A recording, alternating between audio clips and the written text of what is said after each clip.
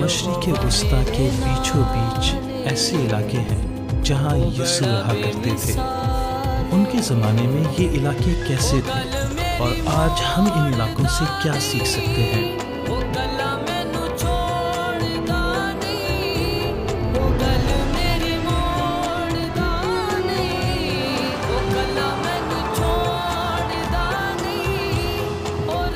ये हेरोदियम किला है जो यरूशलेम के जनूब में वाक़ है। इसे हेरोदिस आज़म ने बनवाया था। बाकी बहुत से किलों की तरह ये किला भी एक पहाड़ पर बना है जहाँ से हम दूर दूर के नज़ारे देख सकते हैं। चलिए यहीं से अपना सफ़र शुरू करते हैं। इस जगह को अच्छी तरह से समझने के लिए हमने यहीं के एक मकामी भाई को बुलाया है। वो इस जगह से अच्छी तरह वाकिफ़ है। डैनियल, ये जगह तो ज़बरदस्त। यहाँ ऊपर से हम क्या क्या देख सकते हैं? सच में ये बहुत ज़बरदस्त जगह है। यहाँ से आप वो बहुत सी मशहूर जगह देख सकते हैं जिनका बाइबल में जिक्र है, जैसे कि पीछे की तरफ यरूशलेम और कोहे ज़ैतून है, और यहाँ से यहूदिया का वीराना शुरू होता है, और वहाँ नीचे की तरफ बहीरा मुर्तार है। इस तरह हम अंदाज़ा लगा सकते हैं कि वादा किया हुआ मुल्क कितना बड़ा था। लेकिन सबसे बड़ी बात यह है कि इस जगह से यीशु की दास्तान जुड़ी है। सिर्फ इसलिए नहीं कि इसे हेरोदिस आज़म ने बनवाया था, बल्कि इसलिए कि यहाँ से बैतलहम नजर आता है, वहाँ उस पहाड़ी के पास। वाह, वो जगह जहाँ यीशु पैदा हुए थे, इसे देखना कितना बड़ा एहसास है। लेकिन यहाँ पर रास्ते इतने हमवार नहीं हैं। यहाँ काफ़ी छोटी छोटी पहाड़ियाँ हैं। लोगों की आधी ज़िंदगी तो इन पर चढ़ने उतरने में ही गुजर जाती होगी। जी ऐसा ही है। इस वक्त हम सतह समुंदर से 750 मीटर की बुलंदी पर है और बैतलहम थोड़ा और ऊपर है। लेकिन बहीरा मुर्तार जो कि इतना पास है, वो ज़मीन की सबसे निचली जगह है, यानी 400 मीटर नीचे। तो जब बाइबल में कहा गया है कि वो ऊपर गए या नीचे गए, तो उन्हें सच में चढ़ना उतरना पड़ा होगा। तो ऊपर का मतलब शिमाल की तरफ जाना नहीं, बल्कि चढ़ाई चढ़ना था। जी, और जब हमने यहाँ की ज़मीन और इलाका देखा तो तब हमें ये बात समझ में आई।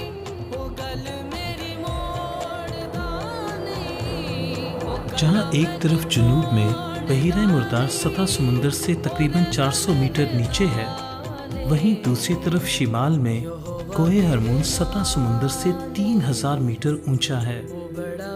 जैसे जैसे आप इस इलाके में आगे सफ़र करते हैं, आपको और भी ज़्यादा पहाड़ और पहाड़ियाँ चढ़नी पड़ती हैं।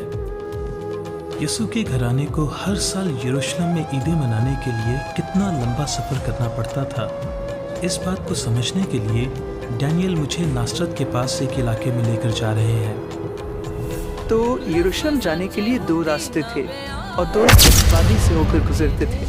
तो तस्वुर करें कि वो नासरत से, जो कि हमारे पीछे है, वहाँ से निकलकर नीचे वादी की तरफ जाते होंगे। फिर आहिस्ता आहिस्ता तकरीबन 600 मीटर की चढ़ाई चढ़ते हुए उस सामरिया से होकर यरूशलेम पहुँचते होंगे। आज जो मैंने देखा है उससे समझ आता है कि उनका सफ़र इतना आसान नहीं होता होगा। नहीं, इतनी अच्छी और हमवार ज़मीन ज़्यादा दूर तक नहीं है। अब हम और अच्छी तरह समझ गए हैं कि उन जगहों का सफ़र कैसा हुआ करता था जिनका जिक्र बाइबल में किया गया है।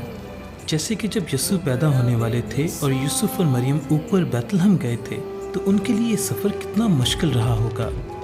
बाद में उनके ख़ानदान का ये दस्तूर बन गया कि वो हर साल ऊपर यरूशलेम जाया करते थे।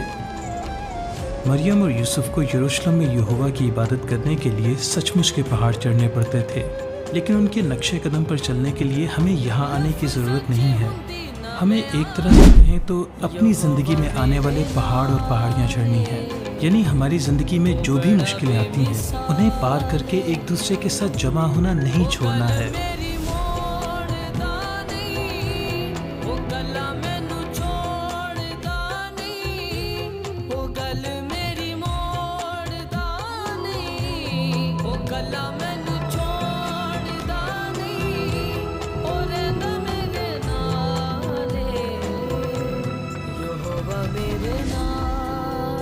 गधे को अक्सर एक आम सा जानवर ख्याल किया जाता है, लेकिन बनी इसराइल की तारीख से पता चलता है कि ये हर दिन उनके बहुत काम आता था। मगर क्यों? गधों के खुरों की पकड़ घोड़ों के खुरों से ज़्यादा मजबूत होती है, जिसकी वजह से वो पहाड़ी इलाकों में घोड़ों की निस्बत ज़्यादा आसानी से सफ़र कर सकते हैं।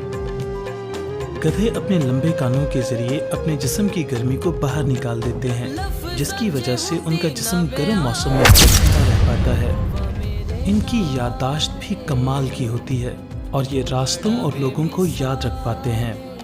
भले ही लोगों को ये मामूली सा जानवर लगे, लेकिन ये बहुत कमाल का है।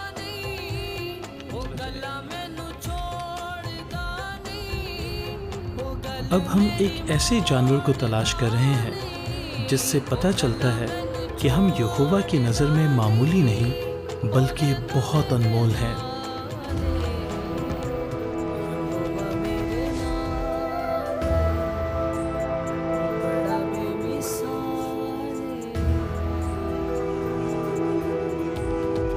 ये कदीम ज़माने का एक कबूतर खाना है जिसे आज तक बहुत अच्छी हालत में रखा गया है।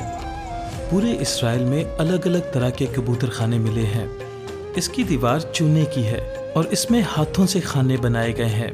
हर खाने में कबूतरों का एक जोड़ा होता था, इसी में अंडे देते थे। इस जगह को देखकर पता चलता है कि कबूतर पालना एक बहुत बड़ा कारोबार था।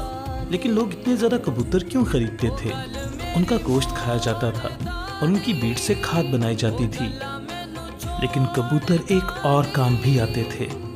बच्चे की पैदाइश पर माँ बाप को गुनाह की कुर्बानी और भस्म होने वाली कुर्बानी चढ़ानी होती थी। अगर वो एक जवान मेंढा नहीं खरीद सकते थे तो वो 2 कबूतरों की कुर्बानी चढ़ा सकते थे। इसलिए इसमें कोई हैरानी की बात नहीं है कि यरूशलेम और इसके आसपास कदीम ज़माने के बहुत से कबूतर खाने मिले हैं। जिस पहाड़ी पर हैकल बनी थी उसके करीब से ही पहली सदी ईस्वी का एक बड़ा